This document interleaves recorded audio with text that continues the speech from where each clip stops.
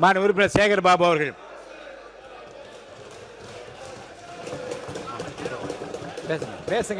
மாண்புமிகு பேரவைத் தலைவர் அவர்களே, இறைவனுக்கு வந்த சோதனையாக எடுத்துக்கொண்டு என் உரையை நான் துவக்குகிறேன். சரித்திர புகழ்பெற்ற சட்டப்பேரவை தலைவர் அவர்களே,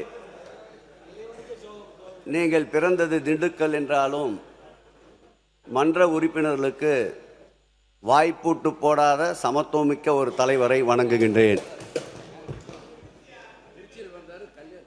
வெளியில் அவர் போனது திண்டுக்கல், அவரே கேளுங்க. மாண்புமிகு பேரவைத் தலைவர் அவர்களே, நான் பகுத்தறிவாளராக இருந்தபோதும் இறை நம்பிக்கை உள்ளவர்களுக்காக போராடிய போராளிதான் தந்தை பெரியாரை வணங்குகின்றேன். நுண்ணறிவு நூலகம், படிக்க தவிட்டாத திராவிட பெட்டகம், பேரறிஞர் அண்ணாவை வணங்குகிறேன். அண்ணாவின் இதயத்தை இரவலாக வாங்கி அவரிடமே மீண்டும் அதை எடுத்துக்கொண்டு சேர்த்து ஓய்வெடுக்காமல் உழைத்தவர் இதோ ஓய்வு கொண்டிருக்கின்றார் என்று வாழும்போதே தன் நினைவிட வாசகத்தை தந்த தீர்க்கதரிசி கலைஞரை வணங்குகின்றேன். கடல் காற்றை தான் வாங்கி எங்களுக்கு மூச்சுக்காற்றாய் வழங்கி வாழ வைக்கும் வரலாற்று நாயகன் முத்தமிழறிஞரை மீண்டும் ஒரு முறை வணங்குகின்றேன். துறைதோறும் வளர்ச்சி, திராவிட ஆன்மீக புரட்சி, எங்கள் தன்மான சுயசக்தி, ஊதி அணைக்க முடியாத உயரத்தில் இருக்கும் சூரிய சக்தி, தடுக்கி விழுந்த பிள்ளைக்காக பதறி துடிக்கும் தாயை போன்ற ஒரு அன்பு சக்தி, எங்களை இயக்கும் உயிர் சக்தி. இந்திய வரைபடத்தில் தமிழக வரைபடம் கீழே இருந்தாலும் மாநிலங்களின் வளர்ச்சி படத்தில் தமிழ்நாட்டில் உச்சத்தில் உட்கார வைத்து இந்த ஸ்டேட்டின் ஸ்டேட்டஸை உயர வைத்து சாதனை படைத்த எங்கள் உயிரினும் மேலான எதற்கும் அஞ்சாத முத்துவேல் கருணாநிதி ஸ்டாலின் அவர்கள் இருக்கும் திசை நோக்கி வணங்குகின்றேன். வம்பால் எதிர்ப்பவரை அன்பால் வீழ்த்தும் வல்லமை கொண்டவர், ராஜராஜ சோழனின் மகன், கடாரம் என்ற ராஜேந்திர சோழனாய், தந்தை இரண்டாம் பிலிப்பின் இராணுவத்தை கொண்டு உலகை வென்ற அலெக்சாண்டராய், பொறுப்பு வழங்கும் போதெல்லாம் பொறுத்து கொள்ளாதவர்கள் கூட புருவம் உயர்த்தி போற்றும்படி உயர்ந்த சட்டமன்றத்தின் சங்கநாதமே, அஞ்சா நெஞ்சமே, மாண்புமிகு எதிர்க்கட்சி தலைவர் உதயநிதி ஸ்டாலின் அவர்களை வணங்குகின்றேன்.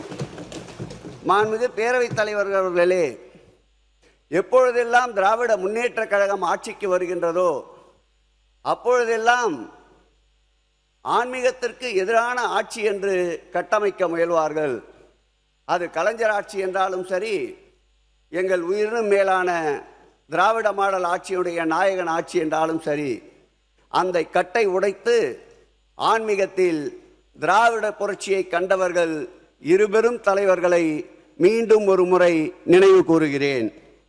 மாண்புமிகு பேரவைத் தலைவர் அவர்களே, சமீபத்தில் ஆகஸ்ட் 15ஆம் தேதி கோட்டை கொத்தளத்திலே முதல்வர் அவர்கள் கொடியேற்றி உரை நிகழ்த்தினார். அதை நான் திரும்பி பார்க்கிறேன், திகைத்து நிற்கிறேன். 2021ஆம் ஆண்டு இதே கோட்டை கொத்தளத்தில் எங்கள் திராவிட மாடல் ஆட்சியுடைய நாயகன் கொடியேற்றினார். அப்பொழுது 100 ஆண்டு சாதனைகளை பறைசாற்றினார். அதில் ஒரு சாதனை பெரியார் நெஞ்சிலே தைத்த முள். கலைஞர் அவர்கள் 18 ஆண்டுகளுக்கு மேலாக போராடி பெற்ற சட்டம், தீர்ப்பு.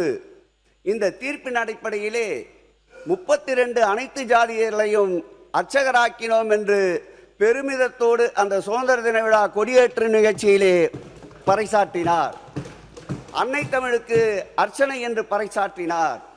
அதையும் ஒரு கணம் திரும்பி பார்க்கிறேன். இன்றைய நம்முடைய முதல்வர் கோட்டை கொத்தளத்திலே கொடியேற்றுகின்ற பொழுது துறையினுடைய அனைத்து நடவடிக்கைகளையும் ஆவணப்படுத்தி டிஜிட்டலைஸ் பண்ணுவேன் என்று அறிவிப்பு செய்தார். இது ஏற்கனவே தமிழ்நிலம் என்ற ஒரு பகுதியை உருவாக்கி 3.5 லட்சம் ஏக்கர் கொண்ட நிலப்பரப்பை ஏற்கனவே ஆவணப்படுத்தி துறையினுடைய 4000 பக்கங்களை 100 ஆண்டுகள் 200 ஆண்டுகள் 300 ஆண்டுகளுக்கு மேற்பட்ட பக்கங்களை ஆவணப்படுத்தி பாதுகாத்த ஆட்சி திராவிட மாடல் ஆட்சி என்பதை இங்கே நான் பதிவு செய்ய கடமைப்பட்டிருக்கின்றேன்.